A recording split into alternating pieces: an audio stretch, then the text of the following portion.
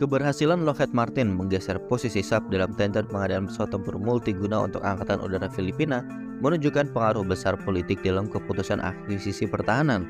Pada awalnya, SAP dengan Gripen E dianggap sebagai pilihan utama berkat kombinasi antara biaya yang lebih rendah, kemampuan operasional yang mumpuni, serta pengalaman SAP dalam menjalin kerjasama dengan negara-negara lain di kawasan Asia Tenggara. Proses negosiasi sudah mencapai 80% dan SAP tampaknya hampir pasti akan memenangkan kontrak tersebut. Namun, perubahan drastis terjadi di akhir proses dengan Filipina akhirnya membeli F-16 Viper buatan Lockheed Martin.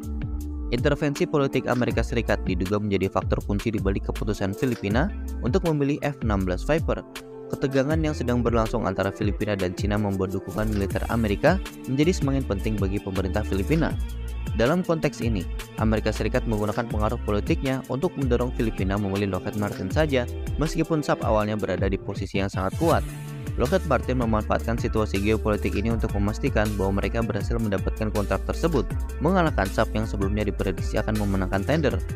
Lockheed Martin berhasil memanfaatkan pintu belakang aliansi Amerika Serikat untuk mengamankan kesepakatan ini. Filipina yang mengandalkan dukungan militer AS dalam menghadapi ancaman dari Cina akan merasa lebih aman jika memilih pesawat tempur buatan Amerika Serikat. Keputusan ini menunjukkan bagaimana faktor geopolitik dapat memainkan peran yang lebih besar daripada pertimbangan teknis atau finansial dalam pengadaan alutsista. Bagi SAP, kekalahan ini merupakan pukulan besar mengingat mereka sudah dekat dengan kesuksesan dalam memenangkan kontrak di Filipina.